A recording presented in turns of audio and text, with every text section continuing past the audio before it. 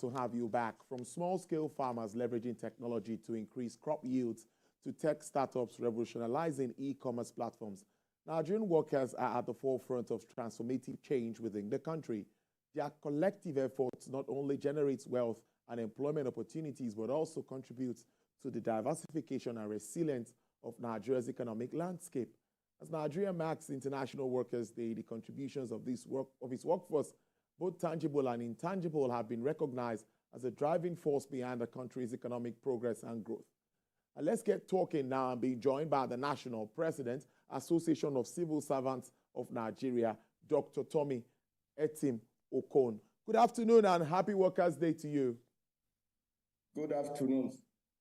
Well, let's start with, of course, a lot has been done by Nigerian workers and workers across the world. But tell us, how would you assess the contribution of Nigerian workers to economic growth and development at this time?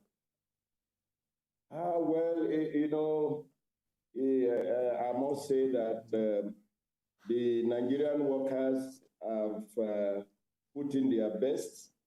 Especially when you look at the harsh working environment that they operate. You can agree with us that they have put in their very best to see that they are productive and to also make the country great. Because no matter the level of high-tech, you look at it that among the factors of production, labor played a very critical role. And like we are just back from the celebration, it also a date that we look at to let the world know that yes, we put in our best, but the socioeconomic environment and the operating environment is not conducive for us to do to the maximum we expect. But there's been, of course, issues in recent times. You know, we've seen inflation on the high side and workers talking about a living wage, not even the minimum wage this time. Can you talk more about that? Yeah, because you see, when I make mention of harsh socioeconomic environment, it also includes the inflation. As we speak, the inflation rate have risen to over 40%. And when you look at that, and your salary remains static, and I overheard your conversation when you look at the petroleum subsector. You are coming to work, no vehicle. You are coming to work, no money. You are coming to work, nothing to live for the home front, and it becomes a concern, So these are issues, and when you look at all these indices and you aggregate it, you find out that is a real challenge that Nigerian workers are going through, in recent time. And it's not a pleasant time for any worker, talk less of those who are nothing or who have no means of livelihood. But I saw a figure, I think about 615,000 naira. That's after government has already increased workers. I think there's a 35% pay rise already been instituted by government. But 615,000 naira, really, how feasible do you think this is? Let me say that when we agreed with the NLC to put out that 650, incidentally, I was also part of the team. We did not even take into cognizance that the government will increase electricity tariff. As at that time, it was still 66 naira per kilowatt hour, but all of a sudden, after we have submitted our demand, government jacked it up to 225 naira per kilowatt. So it's a concern. And you see, I want to correct one impression here. The pay rise they are talking about was just for the gap that existed among those 6 companies to be bridged. And it's also good for us because that came before the national minimum wage is to be decided. Because if we have waited for national minimum wage to be decided, perhaps the workers would have been sustained, the workers in the federal, because the states are also enjoying their own. Other companies in the health sectors, they have also enjoyed their own. So it was just left for these 6 companies, which I commend the head of service of the Federation pushing it, and also the National Income, Salary and Wages Commission. The chairman have done very well to have arrived at that. So that is also a good stand for us, because once the minimum wage comes into fruition, it therefore means that we will not be going back and forth. We'll have a good pedestal to move on, for the pay rise of the workers. So it's a good development. But that should not be taken as if it is a national minimum wage. No.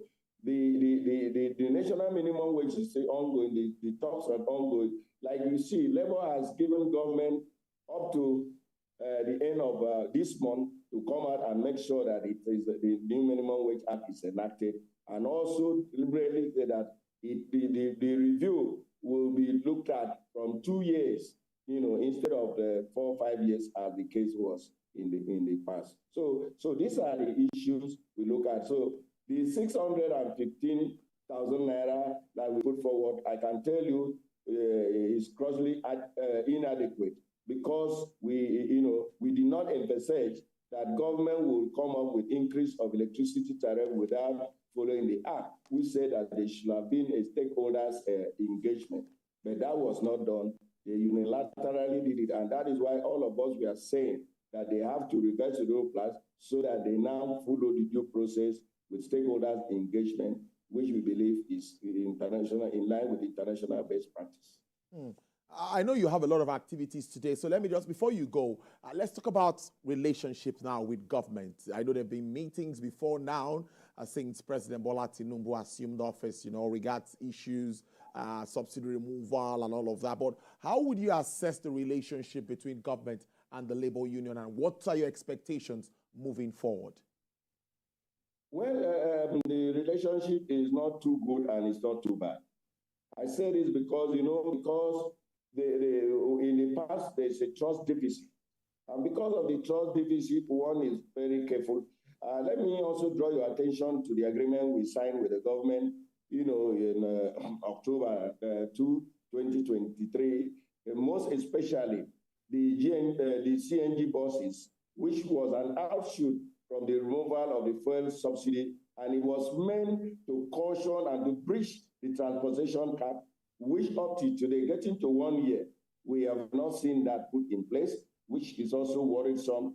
All we hear is story. And now, we were given the hope that with the removal of the fuel subsidy, that the market force there will be that interplay of the market force, that there will be no fuel queue. But as I and you talking now, the entire street of Abuja, Lagos, and other states of the Federation are going through another round of fuel. And this time is biting very, very high. You imagine a liter of fuel being sold at 800 and 800 plus. So how then do we really trust the government? That they are walking the talk, they are living it. So these are the issues. And again, when you constitute a committee that touches on the sensitivity of the workers, and you excluded the workers, therefore mean that whatever decision you are taking, you are already prepared a recipe for industrial unrest. So that is not good enough. We believe that there should be this symbiotic relationship where you set up a committee to look at, you set up economic committee, no labor is represented. You set up a committee to look at and implement Orasanya's report, no labor is represented, and all those committees.